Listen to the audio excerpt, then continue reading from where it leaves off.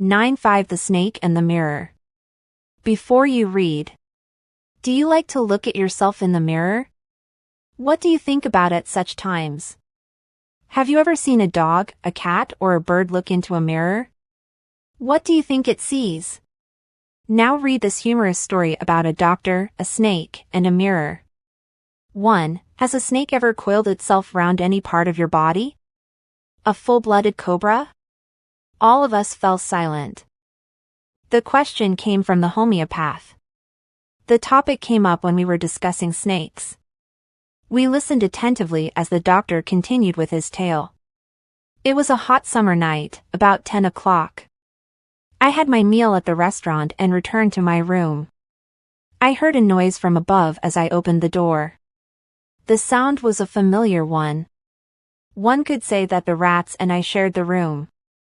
I took out my box of matches and lighted the kerosene lamp on the table.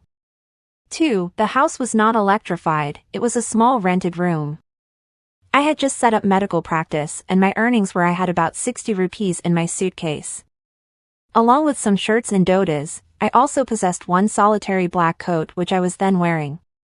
3. I took off my black coat, white shirt and not-so-white vest and hung them up. I opened the 2 windows in the room. It was an outer room with facing the open yard. It had a tiled roof wing supporting gables that rested on the beam over the wall. There was no ceiling. There was a regular traffic of rats to and from the beam.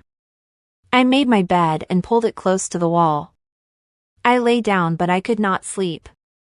I got up and went out to the veranda for a little air, but the wind. God seemed to have taken time off. 4. I went back into the room and sat down on the chair. I opened the box beneath the table and took out a book, the Materia Medica. I opened it at the table on which stood the lamp and a large mirror. A small comb lay beside the mirror. One feels tempted to look into a mirror when it is near one. I took a look. In those days I was a great admirer of beauty and I believed in making myself look handsome. I was unmarried and I was a doctor. I felt I had to make my presence felt. I picked up the comb and ran it through my hair and adjusted the parting so that it looked straight and neat. Again I heard that sound from above. 5. I took a close look at my face in the mirror. I made an important decision: I would shave daily and grow a thin mustache to look more handsome. I was after all a bachelor, and a doctor. I looked into the mirror and smiled. It was an attractive smile. I made another earth-shaking decision. I would always keep that attractive smile on my face, to look more handsome. I was after all a bachelor, and a doctor too on top of it. Again came that noise from above. Bhavyasriacademy.in. 6. I got up, paced up and down the room. Then another lovely thought struck me. I would marry. I would get married to a woman doctor who had plenty of money and a good medical practice. She had to be fat, for a valid reason. If I made some silly mistake and needed to run away, she should not be able to run after me and catch me. With such thoughts in my mind, I resumed my seat in the chair in front of the table. There were no more sounds from above. Suddenly there came a dull thud as if a rubber tube had fallen to the ground, surely nothing to worry about. Even so I thought I would turn around and take a look. No sooner had I turned than a fat snake wriggled over the back of the chair and landed on my shoulder. The snake's landing on me and my turning were simultaneous. 7. I didn't jump. I didn't tremble. I didn't cry out. There was no time to do any such thing. The snake slithered along my shoulder and crawled around my left arm above the elbow. The hood was spread out and its head was hardly 3 or 4 inches from my face. It would not be correct to say merely that I sat there holding my breath. I was turned to stone. But my mind was very active. The door opened into darkness. The room was surrounded by darkness. In the light of the lamp I sat there like a stone image in the flesh. 8. I felt then the great presence of the Creator of this world and this universe. God was there. Suppose I said something and he did not like it. I tried in my imagination to write in bright letters outside my little heart the words, "Oh God." There was some pain in my left arm. It was as if a thick leaden rod, no, a rod made of molten fire, was slowly but powerfully crushing my arm. The arm was beginning to be drained of all strength.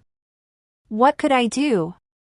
9. At my slightest movement the snake would strike me. Death lurked 4 inches away. Suppose it struck, what was the medicine I had to take? There were no medicines in the room. I was but a poor, foolish and stupid doctor. I forgot my danger and smiled feebly at myself. It seemed as if God appreciated that. The snake turned its head. It looked into the mirror and saw its reflection. I do not claim that it was the first snake that had ever looked into a mirror. But it was certain that the snake was looking into the mirror. Was it admiring its own beauty? Was it trying to make an important decision about growing a mustache, or using eyeshadow and mascara, or wearing a vermilion spot on its forehead? Buvia3academy.in 10. I did not know anything for certain. What sex was this snake? Was it male or female? I will never know. For the snake unwound itself from my arm and slowly slithered into my lap. From there it crept onto the table and moved towards the mirror. Perhaps it wanted to enjoy its reflection at closer quarters. I was no mere image cut in granite. I was suddenly a man of flesh and blood. Still holding my breath, I got up from the chair. I quietly went out through the door into the veranda. From there I leapt into the yard and ran for all I was worth.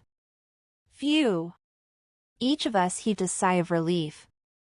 Somebody asked, "Doctor, is your wife very fat?" 11. No, the doctor said. God willed otherwise. My life companion is a thin, reedy person with the gift of a sprinter. Someone else asked, "Doctor, when you ran, did the snake follow you?" The doctor replied, "I ran and ran till I reached a friend's house. Immediately I smeared oil all over myself and took a bath. I changed into fresh clothes.